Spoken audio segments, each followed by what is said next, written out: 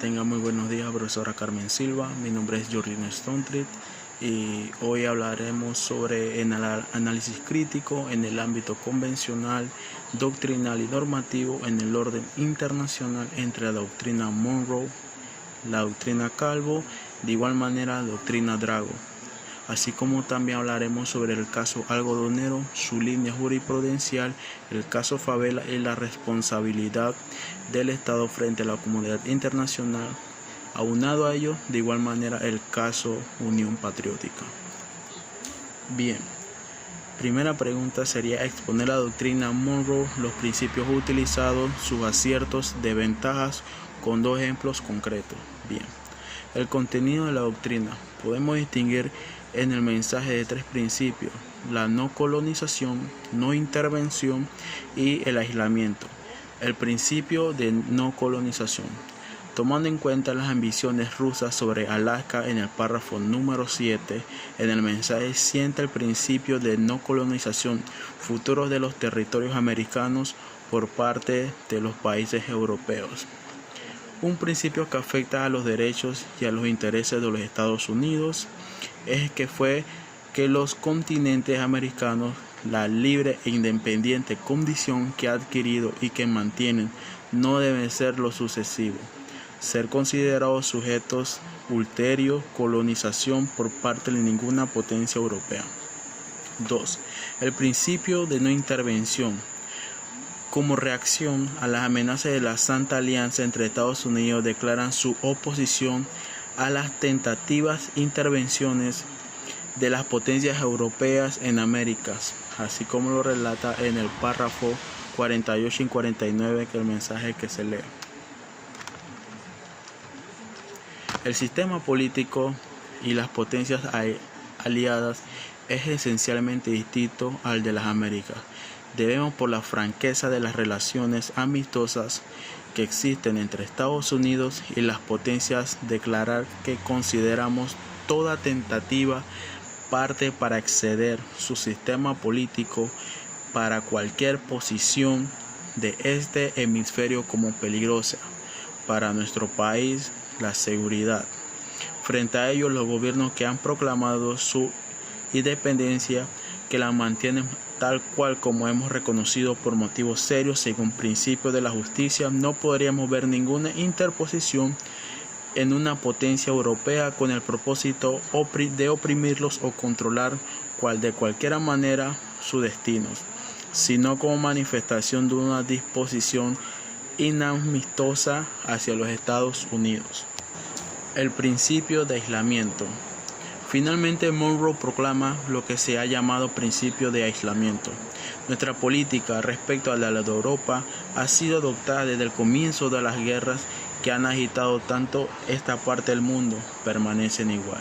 Es decir, intervendremos con los asuntos internos de ninguna potencia europea, consideramos el gobierno de hecho como el gobierno legítimo, cultivaremos relaciones amistosas con las potencias y mantendremos entre relaciones por una política franca, fuerte y viril.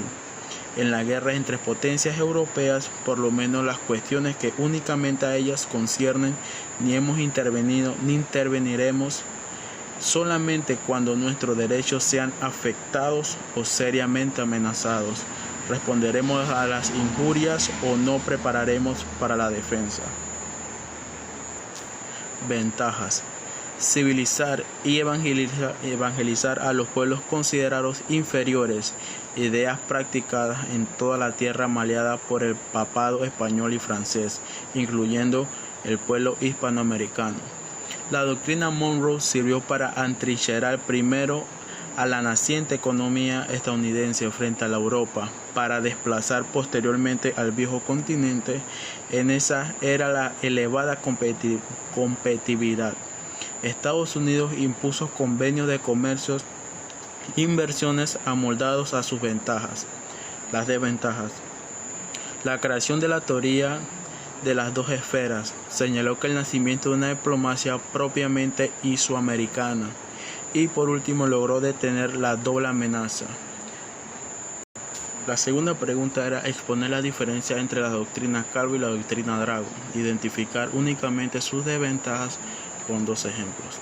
La doctrina Calvo es una doctrina panamericana de derecho internacional que establece que los extranjeros deben realizar sus demandas, reclamaciones y quedar sometiéndose a la jurisdicción de los tribunales locales, evitando recurrir a las presiones diplomáticas o intervenciones armadas en su propio estado o gobierno. Las desventajas. Esta cláusula surge derivadas a las tesis sostenidas en 1984 por el internacionalista argentino Carlos Calvo, según lo cual resulta contraria al derecho internacional la intervención diplomática y la armada de un Estado para apoyar reclamaciones de sus particulares súbditos o ciudadanos contra los otros soberanos, en el cual se llevaron a cabo los actos por los cuales se hicieron dichas reclamaciones. Así, los extranjeros que radican en un Estado no han de tener derecho de reclamar una protección más amplia que la que le dan los tenerlos nacionales, sabiendo ceñirse a la justicia que imparte estando donde reside, pues de lo contrario se estarían otorgando al extranjero privilegios más marcados y amplios que lo que tienen los nacionales. Bien, la doctrina Calvo. Esta doctrina jurídica establece que ningún Estado extranjero puede utilizar fuerza contra una nación americana con la finalidad de cobrar una deuda financiera. La desventaja de esta es una respuesta a las naciones de Gran Bretaña, Alemania e Italia, quienes interpusieron un bloqueo naval a Venezuela a finales de 1902, en respuesta a una gran deuda de Venezuela que el presidente Cipriano Castro le negaba a pagar. Bien, hablaremos sobre el caso algodonero y indicaremos la línea jurisprudencial. Bien, el caso que se refiere se conoce como el caso algodonero, que fue llevado ante la Corte Suprema Interamericana de Derechos Humanos por la familia de 3 mujeres jóvenes que fueron secuestradas, violadas, asesinadas en la ciudad Juárez de Chihuahua, en México, en el año 2001. Las víctimas fueron identificadas como Claudia Ivette González, Esmeralda Rara Monreal y Laura Berenice Ramos Monares. En el caso también fue conocido como en el caso González y otros. En el año 2009, para la fecha del 16 de noviembre, la Corte Internacional de Derechos Humanos emitió un veredicto que encontró al gobierno mexicano responsable de la desaparición y muerte de las 3 mujeres. El veredicto también condenó al gobierno mexicano por su falta de investigación de los asesinatos, por no llevar a los casos por no llevar a los perpetradores ante la justicia. Veredicto que fue considerado una decisión histórica contra la lucha de la violencia de género en México.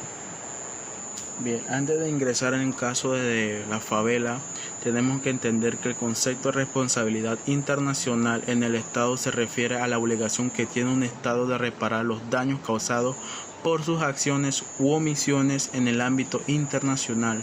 Esta obligación se deriva a todo hecho internacionalmente ilícito realizado por un Estado, que constituye una violación de una obligación internacional en el Estado. La responsabilidad internacional de un Estado es una institución jurídica que impone al Estado infractor o responsable la obligación de reparar el daño causado, ya sea a otro Estado, a una pluralidad de los Estados, a una comunidad internacional en su conjunto. Bien, el caso Favela Nova Brasilia versus Brasil es un ejemplo de la responsabilidad internacional en el Estado. Este caso, la Corte Interamericana de los Derechos Humanos encontró al gobierno brasileño responsable de la violación de las garantías judiciales de independencia, imparcialidad de la investigación, debida diligencia y el plazo razonable, del derecho a la protección judicial, del derecho a la integridad personal respecto a las investigaciones de 2 incursiones de la Policía Civil en la favela Nova Brasilia, en la ciudad de Río de Janeiro en 1904 y 1995, que resultaron con la muerte de 26 hombres y en violencia sexual contra 3 mujeres. La Corte Internacional de Derechos Humanos declaró que dichas violaciones a las convenciones americanas sobre los derechos humanos en perjuicio de 74 familiares y de las 26 personas fallecidas en el perjuicio de tres mujeres, víctimas de violación sexual. Por último, el tribunal ordenó al Estado la adopción de diversas medidas de reparación. De igual manera, el caso Unión Patriótica versus Colombia es un ejemplo de responsabilidad internacional del Estado. En este caso, el caso ante la Corte Interamericana de Derechos Humanos encontró al gobierno colombiano responsable por las violaciones de derechos humanos cometidas en perjuicio de más de 6.000 víctimas, integrantes y militantes en el partido político Unión Patriótica.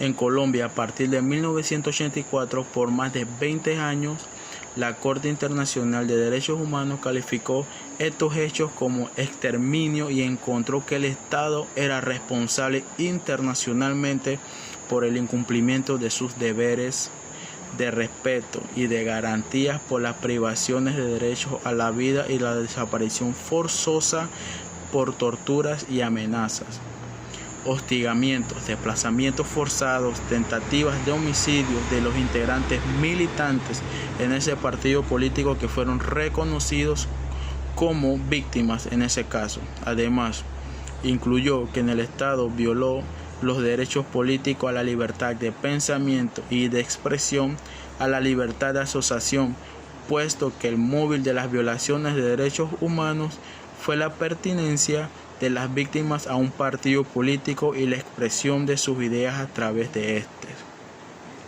De igual manera, también estimó que el Estado violó el derecho a la honra, dignidad de los integrantes militantes de la Unión Patriótica, puesto que estos fueron estigmatizados por autoridades del Estado, del mismo modo que terminó que el Estado violó el derecho a las garantías judiciales y a la protección judicial, el deber a investigar las graves violaciones de derechos humanos ocurridas, además que el Estado violó los derechos a la libertad personal, las garantías judiciales y a la honra, dignidad y a la protección judicial por la criminalización en contra de algunos integrantes y militantes de la Unión Patriótica. La Corte Internacional de Derechos Humanos al Estado colombiano ordenó la adopción de diversas medidas, reparaciones para garantizar los derechos conculcados y reparar las consecuencias del exterminio por la Unión Patriótica, los integrantes y militantes. Muchas gracias, profesora.